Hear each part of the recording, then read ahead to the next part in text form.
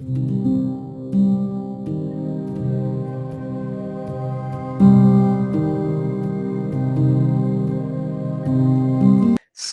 today, it's my pleasure to introduce my old friend, Dr. Ilya Monosov, who is an associate professor of neuroscience and neurosurgery in Washington University School of Medicine. The lab of Ilya is interested in uncovering the neural basis and computational mechanism of voluntary behavior and cognition, especially related to objects, how we perceive them, associations with value, with novelty, with uncertainty. Ilya has had his graduate degree under the supervision of David Scheinberg and Bob Wertz, working on visual attention. He was one of the first people to use optogenetic monkeys, and he was one of the postdocs with Okita Hikosaka, and he is, I think, the first person to uncover a pure uncertainty code in the brain in the septum region. So a bunch of neurons. The study is published in Nature Neuroscience. And afterwards, from 2014, he's established his own lab, which has been very successful. A bunch of high-impact papers coming out, continuing to look at the different regions like cingulate cortex, and striatum, and septum, and currently with the interesting technique that allows him to record in many brain regions. One of the things that he's also trying to solve is the meaning of novelty, what is object novelty means, and how it affects the neural firing. And he's been recipients of a bunch of R01 grants from NIH, and he's basically either a star or a rising star, one of them, maybe already a star in neuroscience. Neither. So yeah, I think both. With that, I think, Ilya, the floor is yours, and we can basically listen to your interesting speech. Thank you. Yeah.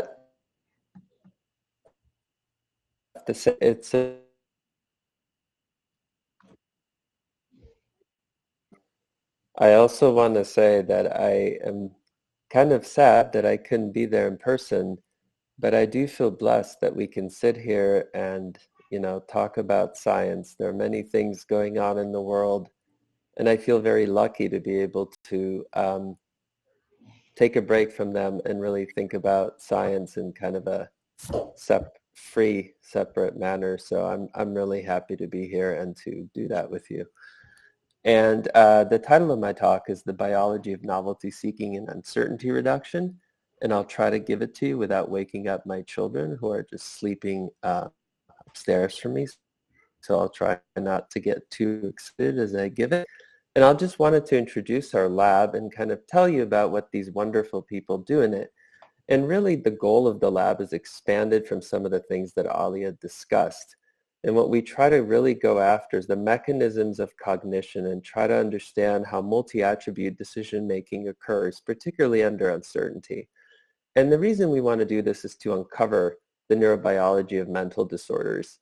I'm really excited about this and to basically to promote the monkey model, because the monkey model learns sophisticated behaviors, and now with new circuit techniques for interrogating its brain, we can finally really go after trying to understand how cognitive variables are encoded in the brain and try to do reverse translation from monkeys to humans. So we're particularly very excited about this as well.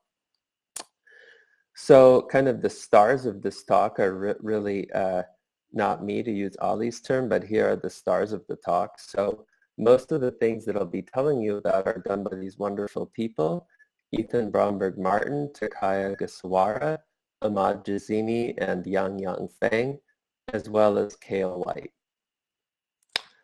So the key thing that I want to start with is this idea of uncertainty. And uncertainty is a key decision variable for all intelligent agents. And that includes both biological agents and machines. And to give you a sense for the wide range of effects that uncertainty has on behavior, particularly adaptive behavior, I have this kind of summary slide. that shows you the wide effect of uncertainty on behavioral, policy, learning, and decision-making. So it's intuitive that when uncertainty is low, you want to exploit your environment and increase your reward per unit time, grabbing all the juice you can, for example, or blueberries if it's me, or whatever you like, because you know where they are and you know you're not in danger. But when uncertainty is high, it's particularly important to learn the statistics, the higher order structure of your environment. This is important for future exploitation as well as detecting change or volatility in the world. So the goal of learning changes as uncertainty levels change. And indeed, in your decision making, you might assign more value to information that will resolve your uncertainty. And when uncertainty is low, you may not and just go for the immediate rewards. And indeed, this uncertainty has become particularly important for primates, and that is human primates. We're surrounded by screens in this age of information, and we have to choose under uncertainty what's the right source of information, or more recently, disinformation, to learn from. And it's not surprising in this situation that uncertainty is tightly associated with various psychiatric disorders. So in some people, for example, uncertainty can evoke curiosity and hope for the future. But in others, it can produce maladaptive states, the same uncertainty, but different effects.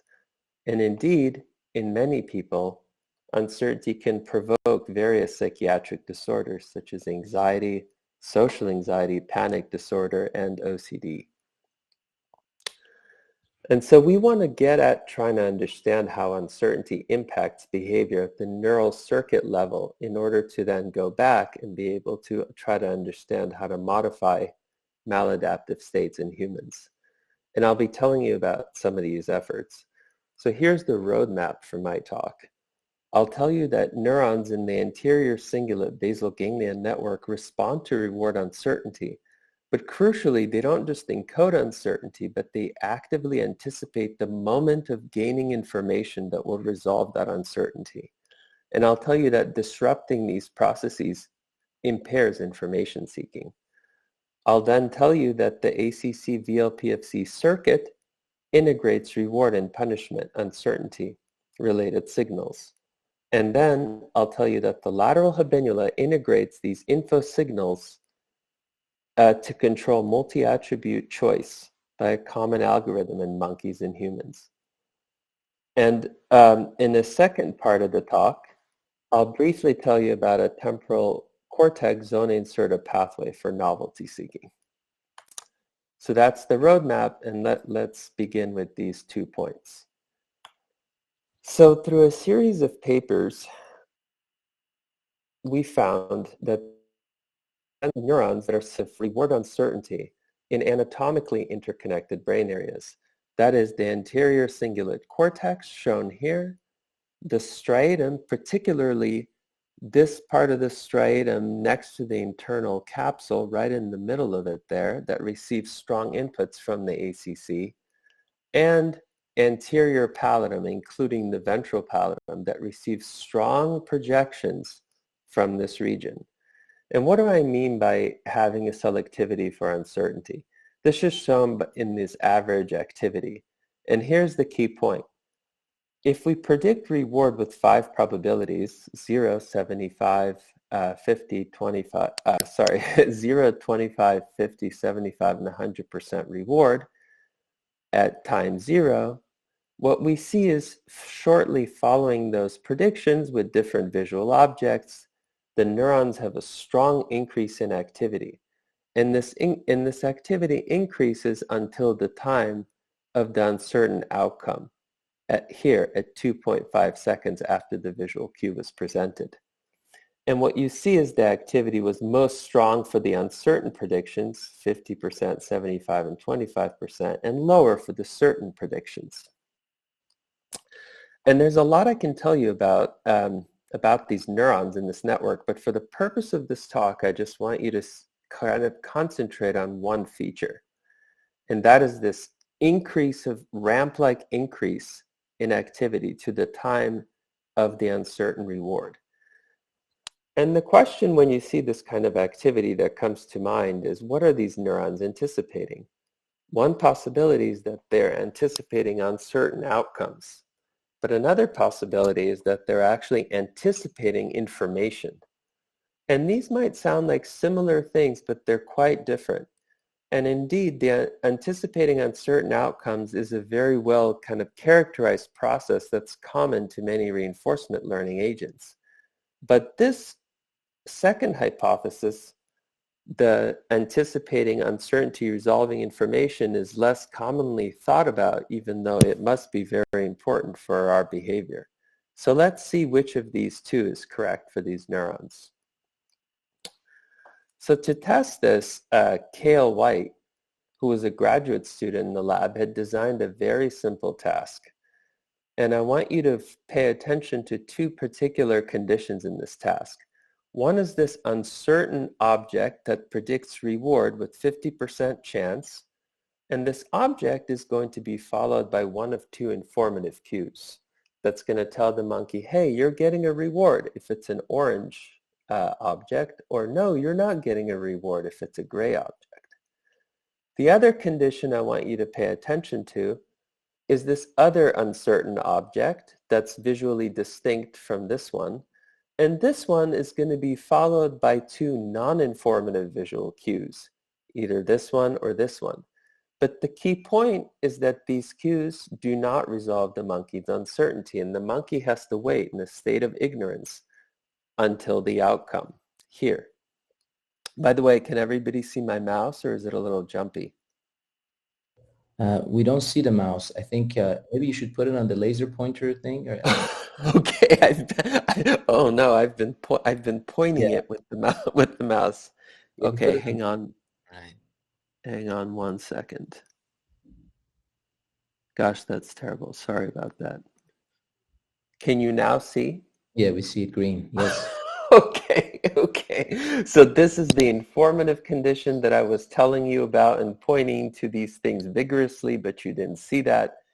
And this is the non-informative object. And again, I'll just repeat that really quick. This one's followed by one of two informative cues in 1 second after its presentation, which resolve the monkey's uncertainty.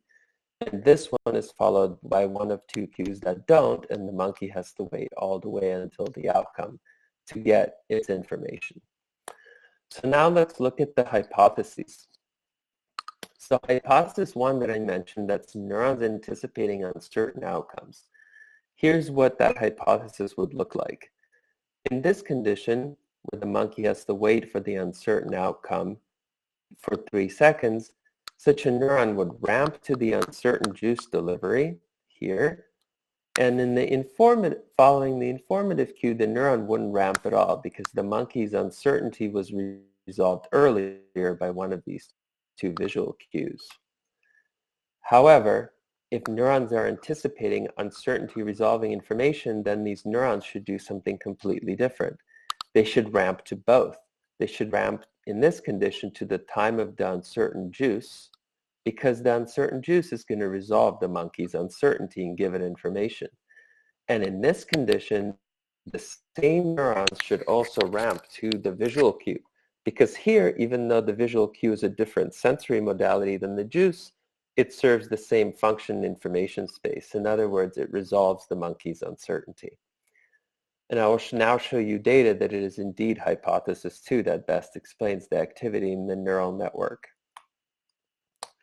First, I'm going to show you a single neuron that illustrates this quite well. This is a striatal neuron. And what you see here is that this neuron indeed ramps strongly to the time of the uncertainty resolution by the juice.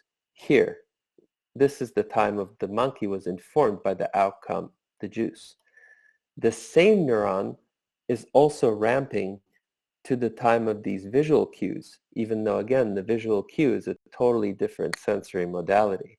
The neuron is actively anticipating uncertainty resolution by information regardless whether it's informed by the juice or by the visual cue. And by the way, for the aficionados audience, This task was not blocked. All these trials were completely intermixed. I'm just separating them here for your visual convenience. So this neuron really looks like hypothesis 2. For this talk, I'm just going to show a very kind of crude but simple average slide that's going to kind of drive home this message. So here we took neurons in that neural network and pre-selected them to have a ramp to the time of the uncertain juice. So this ramping activity here is totally pre-selected. And we looked at what these neurons do in anticipation of uncertainty resolution by the visual cue. And what you see here is that the neurons that are pre-selected to have this ramp also have this ramp, like hypothesis 2. So neurons in the network anticipate uncertainty resolution by ramping activity. And I want to drive one point home. This is actually akin to the way that other basal ganglia regions ramp to the time of large rewards to facilitate reward seeking. This is an important point. So for example, in some parts of the putamen, posterior to where we recorded, there are lots of neurons, as shown by Wolfram Schultz and colleagues, that ramp to the time of large rewards contingent on the reaching movement, for example. And that type of activity, combining cognitive variables like reward and action, help to invigorate action and help to promote behavior to gain big rewards. Here, what we hypothesized is maybe this ramping activity also acts in a very similar way, but instead of ramping to big rewards, by ramping to information, this activity might facilitate information seeking. So that is what we sought to test next. So we wanted to establish a causal relationship of the network's activity and information seeking. And we wanted to do this in two ways. One is by actually carefully analyzing the moment-to-moment relationship of the activity and behavior. And the second way is to do pharmacological disruption of the network. So the first analysis is actually quite complicated, but I'm going to simplify it to its kind of first principle component. What we wanted to do is on a moment-by-moment basis, find situations where the monkey is going to make a gaze shift at an object to gain information that will resolve its uncertainty. And we wanted to find other situations that were exactly balanced in various ways to the first situation, but where the monkey is going to look away from the object, avoiding the information. And we wanted to compare the neural activity in the network to see what that would do. And here we triggered the neural activity on these two events, one towards information and one away from the information. And what you see here is that before the gaze shift, the activity began to change, increasing when the monkey is going to seek information and decreasing when he's not. And again, this is kind of for the aficionados, but this was not sort of just a general additive effect of basically gaze on any visual object and activity goes up. Because we did the same thing in situations where the monkey had no information to gain. During 0% reward trials where there was no uncertainty and 100% reward trials where there was also no uncertainty. And we saw no such activity. Neuron by neuron analysis, carefully performed by Ethan Bromberg-Martin, actually showed on a neuron by neuron level that a gain model fits the activity much better than additive or other types of models. So this really was a gain modulation that was specific to information seeking. And we were able to look at the time course of this modulation. And we found that in the anterior cingulate, it actually preceded the basal ganglia. So relative to the gaze shift, ACC was first, while the basal ganglia was more aligned to the action, consistent with the role of the basal ganglia in action control. Because the basal ganglia was closely associated to the information-seeking action, we sought to inactivate it with mucimol. And by disrupting the striatal and palatal regions that are enriched with these information-related neurons, we were able to disrupt the information seeking. The monkey's motivation to seek information was reduced. And when we injected saline into these regions, there was no effect.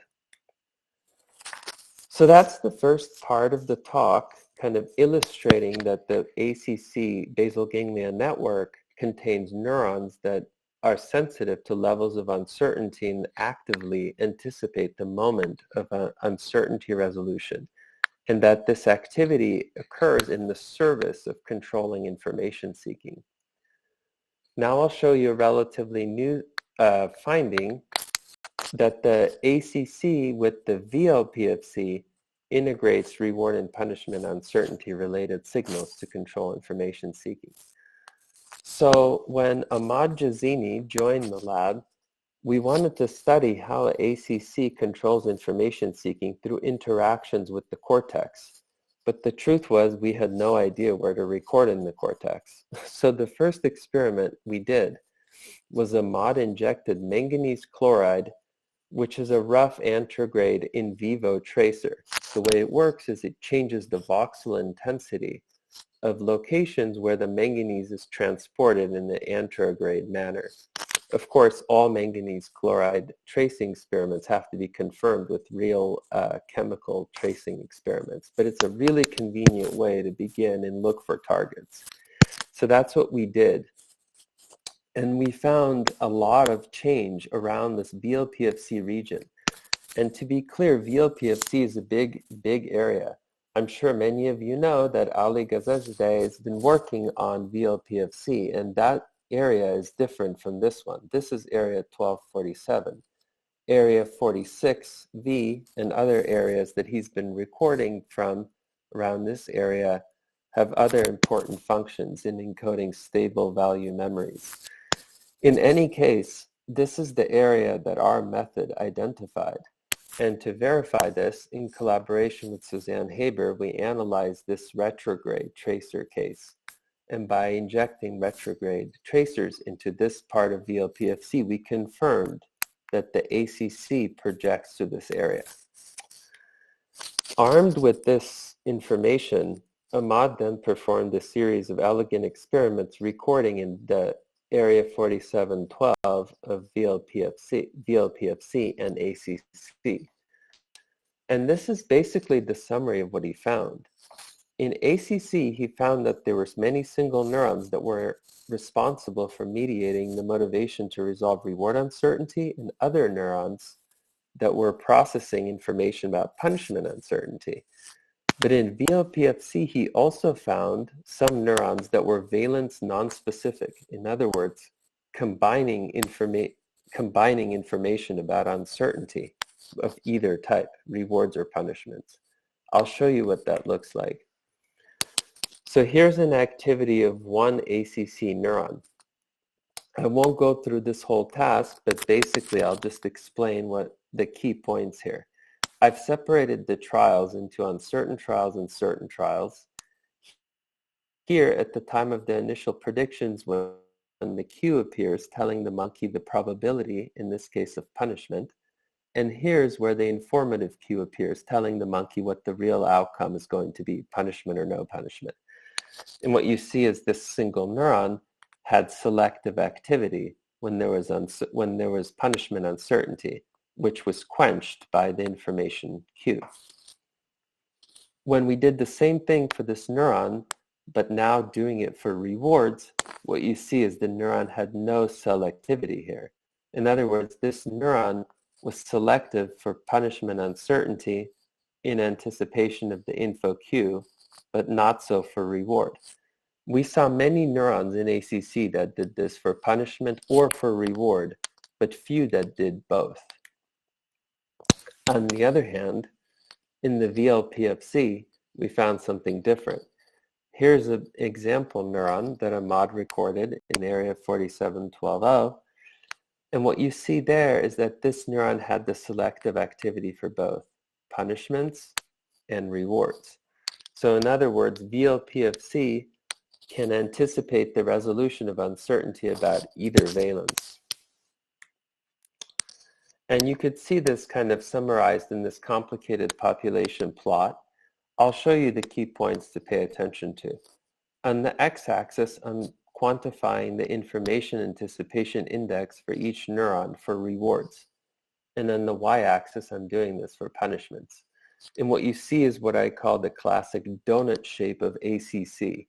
In many ACC studies studying many cognitive variables, you often see a non-correlated scatter plots because ACC neurons are quite selective for specific information or task variables, and that's what you see here. Some neurons are sensitive to reward, some neurons to punishment. In VLPFC, we found something different, consistent with what I showed you in the single neuron. So not only were there neurons that were sensitive to both reward and punishment uncertainty resolution, the magnitude of these processes were correlated in the VLPFC. There was another interesting thing we wanted to investigate in this network, and that is what's the relationship of neural representation in the monkey's preferences or attitudes. And the typical finding is that monkeys prefer advanced information to resolve reward uncertainty. That is, the monkeys don't want to be in a state of ignorance about future uncertain rewards. And when we let the monkeys choose between different offers in an economic decision-making task, that is also what we replicated.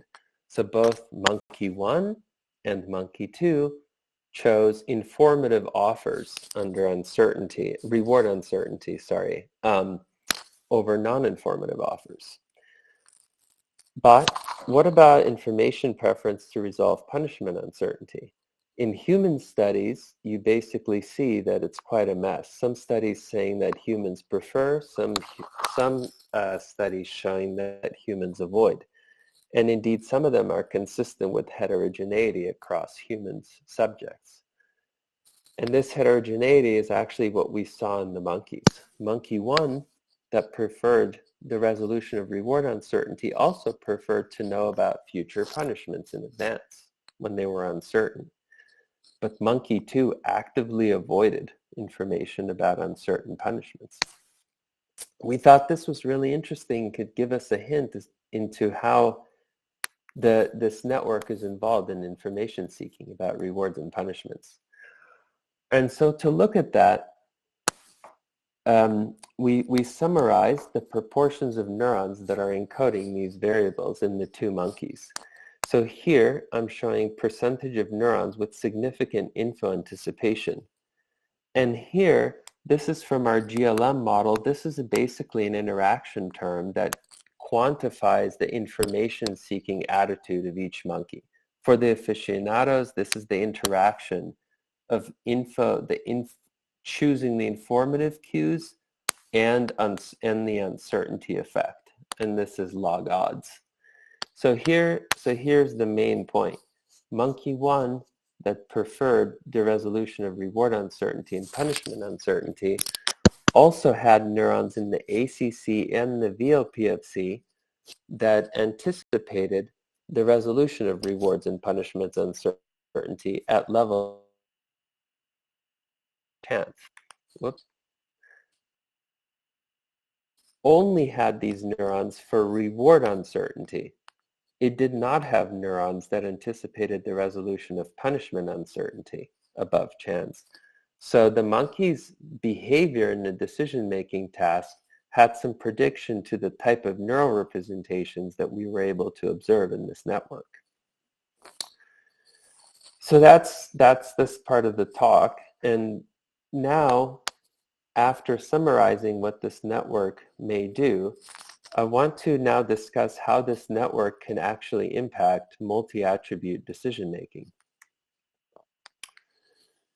So in our daily lives, we don't just make decisions to resolve uncertainty. We often choose rewards. We have to integrate reward and time. In other words, there are many attributes that we have to consider into sort of a subjective value signal that we can then use to make decisions. And in this neural network that I've discussed, there are indeed neurons that signal these different attributes. So the neurons I showed you so far have this information anticipation signal, but there are also neurons there, obviously, that are encoding reward value, that are sensitive to time, and so on. And the thing that we wanted to study is how do these attributes eventually get combined into a sensical signal that's weighted by the values of the different attributes to guide decisions. And one potential convenient target would be the lateral habenula. One reason is that it receives inputs from the pallidum, which is the output of this network.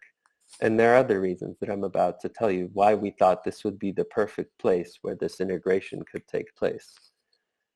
So the lateral habenula is also very convenient because it controls the release of dopamine through this RMTG SNC VTA network. And it also has direct access to the dorsal raphe, which controls serotonin release. And as I told you, this area receives strong palatal input, making it a convenient candidate for integrating value of information signals and information anticipation signals that I discussed with other types of attributes. It's also a really convenient brain region to study because it's highly conserved. If you take fish and you shock them a little bit, you'll see activation in the habenula. If you take a human being and put them in an fMRI scanner and violate their predictions such that they experience an unexpected loss or a negative prediction error, you're going to see activation, bold activation in the area of the habenula. Habenula is also a key target for major depression disorders and disorders of mood, making it potentially very interesting for us to study in the context of information seeking under uncertainty. So to do this, we had to design a multi-attribute decision task. We couldn't just use objects that basically, predicted probability of rewards or punishments. We had to make the monkey integrate information with other types of attributes. So to do this, we trained a monkey on an economic decision task. Monkey fixates, offer 1 appears, then offer 2 appears, and the monkey makes a decision. So far, it's pretty standard run-of-the-mill neuroeconomics task, except for a lot of bells and whistles. Instead of the classic way of doing things, we actually taught the monkeys to read distributions. And this was a wonderful, fantastic design that was really pioneered by Ethan Bromberg Martin. In fact, when he joined our lab, he said, let's teach monkeys to read distributions instead of simple offers. And that's what we set out to do. So here's how the offers work. The offers have 4 bars, and these bars indicate different amounts of reward. So this high bar means 1 milliliter, for example. This low bar means 0.4 milliliters. And when the monkey chooses this offer, the monkey has 25% chance of either getting this one, this one, this one, or this one. And what you could see is with this type of distribution, with this type of offer design, you can easily control expected value, and you can also control uncertainty. For example, this offer is very risky or uncertain. And furthermore, for the aficionados, we can change the type of uncertainty that an offer has a lot of. For example, we can have an offer that has a very big entropy but low range. We can also make an offer with high SD or standard deviation like this offer. So there's another bell or whistle that we could do here. We can also make the offers informative or non-informative. Let me explain what that is. Here's an informative offer. If the monkey chooses offers of this color, then a valid cue is going to appear after some time around the bar that the monkey is going to get. And then the other bars disappear and the monkey gets its juice.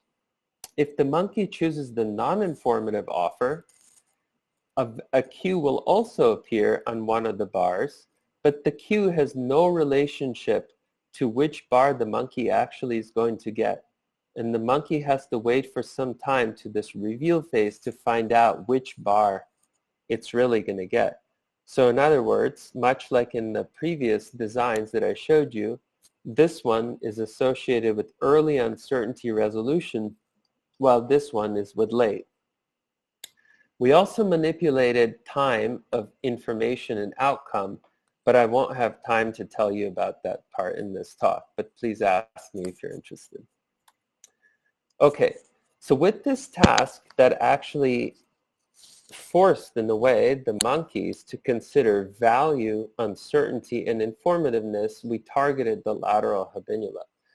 So for those of you who don't know, the lateral habenula is this tiny little almond shape here below the corpus callosum and the ventricle. It's very small.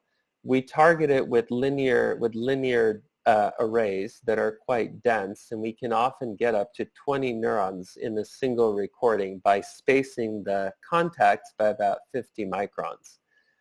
So this is an ideal place actually to study with linear arrays. And if those of you who are interested, please ask me about that as well. Okay. So I'm going to show you this part of the talk by showing you a single habenula neuron. Now I'm going to tell you that habenula is actually integrating multiple attributes, and most importantly, it's reflecting their interactions. And I'm going to tell you what that means and show you what that looks like by showing you this single neuron. So remember that lateral habenula encodes value in a negative manner. So everything will be flipped.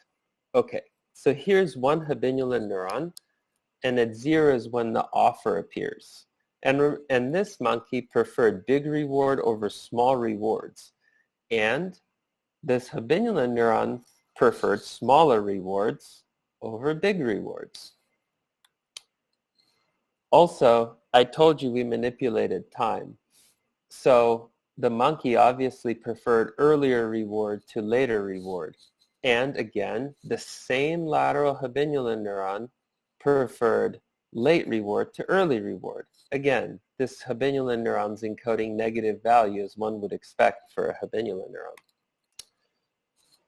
Our monkeys also preferred information. And this habenula neuron, again, negatively encodes the value of information. So it responds more to the non-informative offers than the informative offers. But, you know, the whole reason why you want to study this neural activity in these kinds of tasks is not to say how these single attributes are encoded in the activity. The key point is to study their interactions. By modeling the monkey's behavior, we found a very important significant interaction between a particular type of uncertainty, that is SD, and its info preference. And what we found through a series of studies in 3 monkeys and actually 512 human participants is that primates assign more value to information as SD, or the variance of reward grows. That is, they're willing to pay more juice in the case of monkeys or more money in the case of humans to resolve their uncertainty earlier if there's a lot of reward variance. And this single habenula neuron that I've been showing you actually reflects this interaction. And I think that's quite amazing. So here, it had the lowest activity for the high-risk offer, which the monkey likes, that is informative. And it had the highest activation for the low-risk offer that is non-informative, and that is the one the monkey likes the least. So in other words, what's amazing is in the activity of this single neuron, you could see this complex behavioral interaction that's aligned with the monkey's subjective value. And in fact, we also recorded from inputs to the habenula and compared the habenula value coding to these inputs. Now, I just want you to pay attention to these red circles for the lateral habenula, pallidum, and the subthalamic nucleus. And what they're doing is they're quantifying the percentage of neurons that are encoding subjective value rather than a single attribute. Okay, and for the aficionados, we modeled the firing rate as a weighted sum of the attributes. basically testing the hypothesis that neurons are representing the attributes basically in arbitrary manners. And comparing that model to a scalar multiple of subjective value, where the subjective value is obtained from the GLM model of the behavior. So in other words, we can test if a neuron's activity is more aligned with the monkey's subjective integration, subjective value, integrating all these attributes. It's a little bit complicated, but the key point is that this red circle means that a large proportion of habenulin neurons are reflecting these types of interaction between attributes rather than single attributes alone. While the inputs to the habenula, namely the pallid and subthalamic nucleus, have many neurons that are encoding single attributes or attributes that are not aligned with the subjective value. For example, encoding reward and time in opposite manners. Okay. So then Yang Feng, a collaborator of Ethan Bromberg-Martin and I, electrically stimulated the habenula and actually showed that he can inject negative value into the decision process. And perhaps most importantly in this study, we also found that humans and monkeys use the same type of decision strategy to govern information seeking. And I've alluded to this earlier. By controlling the type of uncertainty people and monkeys are choosing among, we can finally test, is it entropy, is it range, is it SD or variance that are controlling information seeking and risk seeking. And what we find is overwhelmingly that it's SD or variance. And furthermore, we also found that risk seeking, information seeking are dissociated. In other words, in human risk seekers or risk avoiders, the information seeking algorithm is the same. And we think this is really powerful because by studying the lateral habenula, a highly conserved brain area in the monkey in the same task that we're also deploying in humans, we can have a fine possibility at reverse translation. For example, testing different electrical stimulation parameters and figuring out how to control decision preferences. There's also one thing I guess I forgot to mention as I was saying. There's a lot of ways that people have thought about implementing novelty seeking in artificial agents or computational models. One way is this kind of classical novelty bonus way. This is Sham Kakata and Peter Dian's concept. And the idea there, to kind of boil it down, is that if there's a reward prediction error that's caused by a valuable outcome, then you give the positive reward prediction error a little boost if the reward prediction error was caused by a novel object or state. Another way to do this is to have totally kind of separate architecture for novelty detection that then causes the agent to optimize novelty, basically seeking perceptual surprises. So there's different flavors, and it's unclear which of these flavors and how they occur in the brain, maybe both. So we wanted to actually test, are there reward-seeking, novelty-seeking circuits that are separate? And basically what Takaya Ogasawara found is that there's indeed a circuit that signals a key signal for novelty seeking that's separate from the classical dopamine reward seeking circuit. And this circuit, the zona incerta circuit, actually signals novelty predictions. So I'll show you that in just a second. So his paper basically showed that monkeys are eager to view novel images, which is not really new. The new part is that they actually will display motivated behavior to obtain future novel objects. So they're actually motivated by possibility of future novelty. And that this bias in their gaze behavior is not mediated by dopamine, which was surprising for me and very exciting, and that this is actually mediated by zona incerta, and the anterior ventral medial temporal cortex, otherwise known as the perirhinal cortex, is the key input to zona incerta to support this function. So, I mean, again, are there different circuits for reward seeking and novelty seeking? So here, let me show you the classic reward-seeking circuit. This is the dopamine circuit, and the way it works is dopamine neurons signal reward prediction error, or the difference between delivered and expected rewards. And this reward prediction error can control motivated behavior. And one hypothesis, maybe the same dopamine neurons also signal object novelty, which would then control novelty seeking as well. And this would be really, really convenient. And let me explain. And the main thing why I personally thought this would be just fantastic is that we already know that dopamine can control motivated behavior for rewards, particularly gaze response times.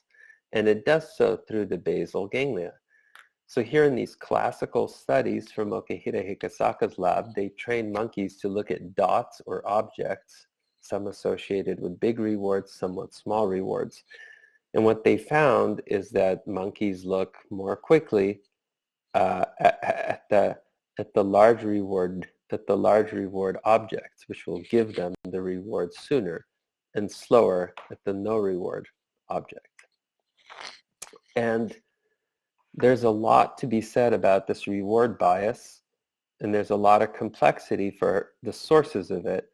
But at the circuit level, boiling it down, this is controlled by a basal ganglia circuit. And the way it works is the caudate nucleus receives some motor command, most likely from the frontal eye field in DLPFC. And the caudate nucleus then inhibits the SNR, which allows the superior colliculus to fire, because this area is dumping GABA onto SC, and inhibiting SNR allows the superior colliculus to fire and cause saccades. And the key concept is then that dopamine is actually affecting the caudate nucleus activity and therefore controlling this reaction time bias. And it does so in the manner of a teaching signal. So dopamine encodes reward prediction error by doing the following: responding to unexpected rewards, responding to cues that resolve uncertainty and predict future reward.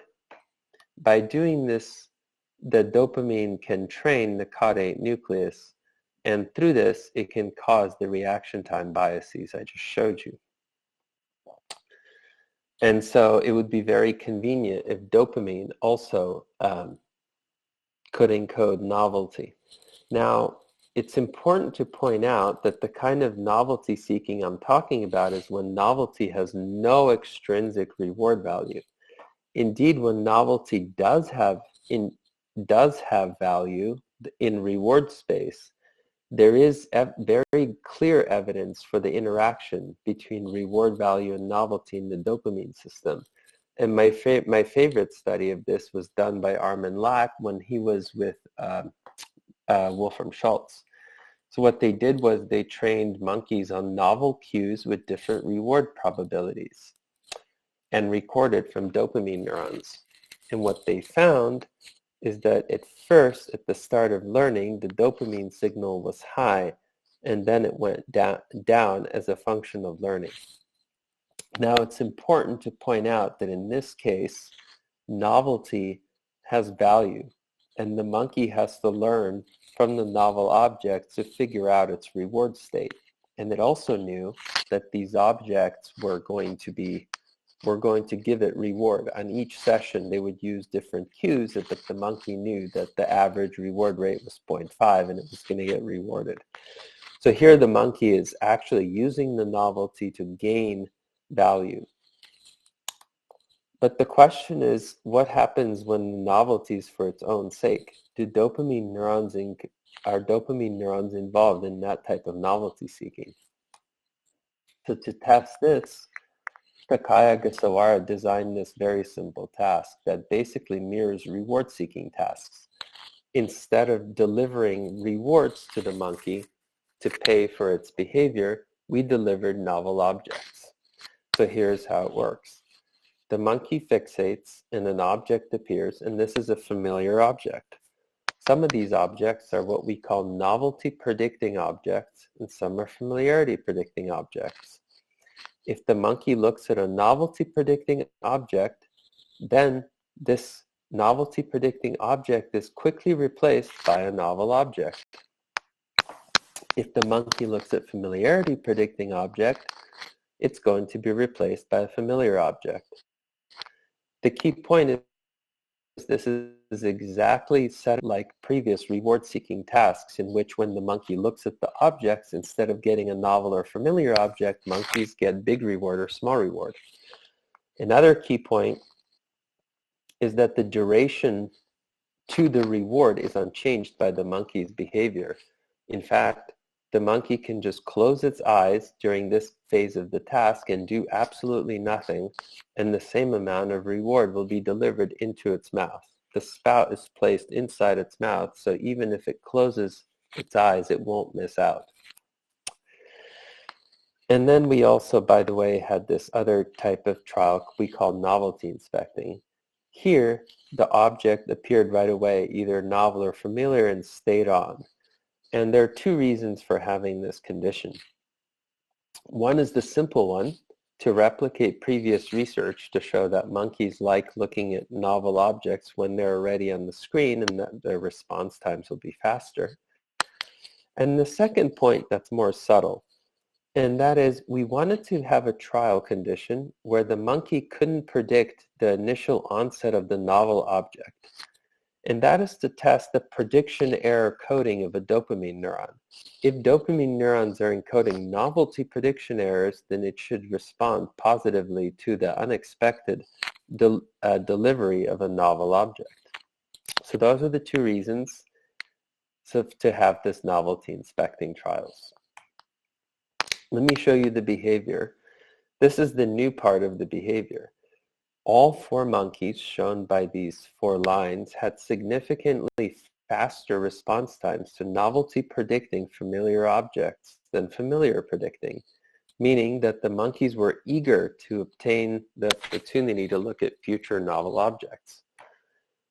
Also replicating previous studies in the novelty inspecting trials, monkeys looked a lot faster at the novel versus familiar objects.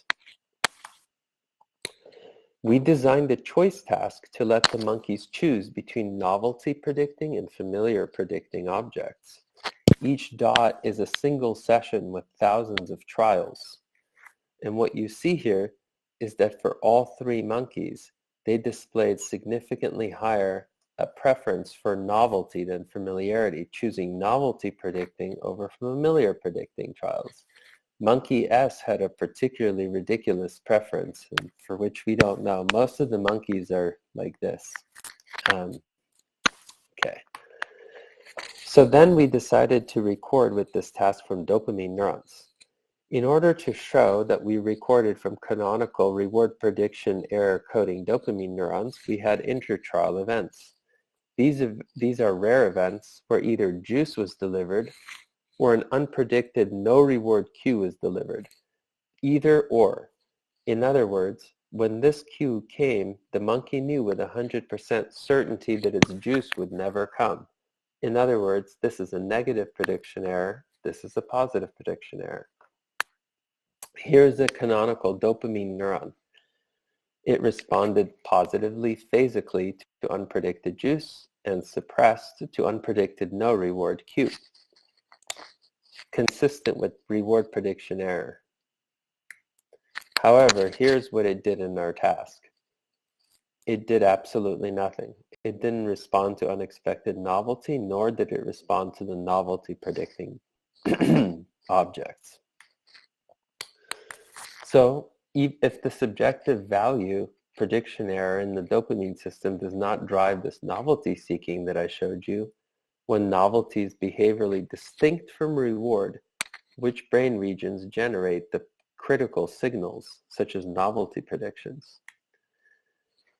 One potential area is the zona incerta. It receives input from prefrontal and perirhinal cortex, and perirhinal cortex is known to control novelty detection, but it was unknown if it can predict objects. And also, the zona inserter sends strong projections to the superior colliculus as recently characterized by Michel Basso. Ilya, Yes, I hate to interrupt you. So the yes. time for the talk is almost finished. I just wanted to see. Yep. Yeah. I have about 8 minutes. Oh, you have about 8 minutes in your time? Yeah, yeah. I have 8 more minutes You do? to talk. Yeah. Okay. So then you can continue then because we have a panel What time afterwards. is it? In our side, the time is finished, Oh, I went we over. I went over. I'll finish in 5 minutes. okay. Hello? I'll I finish hear in you. five Yes. minutes. Perfect. Perfect. Okay. So we recorded in zona incerta, and basically we found the key signals that are required to control novelty-seeking behavior in gaze. First thing, during the novelty predicting trials, the neuron was excited after the presentation of the novelty predicting cue. It was stronger than when the familiar predicting cue was shown. Also, this activity was particularly strong in anticipation of the actual gaze shift, the saccade, to the novel predicting object that would result in the delivery of the novel object. Also, the neuron responded to novel objects themselves after their appearance. Finally, importantly, these neurons not only had novelty predictions and were motor selective or preferred gaze shifts to the novelty predicting objects, they were also spatially selective. This is the activity of the same neuron when these cues appeared on the ipsilateral side relative to the recording. So the neuron had novelty predictions, had this kind of gaze shift timing signal here, and was spatially selective. So zona incerta had many neurons that had this type of activity. They were all mostly clustered above the posterior subthalamic nucleus. Because of this, we decided to inactivate the zona incerta with mucimol and see what's the effect on novelty bias. And what we found is that during contralateral gaze shifts, there was a significant reduction of novelty bias when mucimol was injected. But the effect was markedly weaker and non-significant in the ipsilateral trials, which is consistent with the neural spatial selectivity of the zona incerta. Finally, this is the final couple minutes, what are the sources of novelty seeking in the zona incerta? To test this, we recorded in 2 monkeys with high channel count chronic array recording. I won't go into the details, but as Ali said in the beginning, it's quite involved and allows us to record from a bunch of brain areas. Among all of these brain areas, it was the perirhinal cortex, which we call anterior ventromedial temporal cortex, that was particularly enriched in novelty predicting neurons. This was significantly above and beyond all the other brain areas that we were able to record. And there's a couple other interesting points about this area.